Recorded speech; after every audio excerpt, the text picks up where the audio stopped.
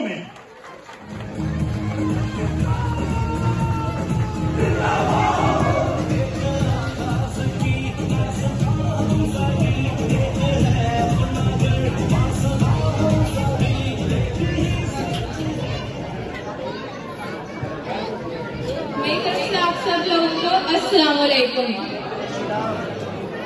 It's time to salute our forefathers. We are here for this struggle and sacrifices in the name of God.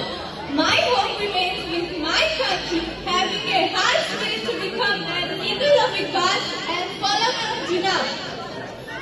Dear Mr. President and fellow Pakistanis, I would like to wish you all a very happy Independence Day.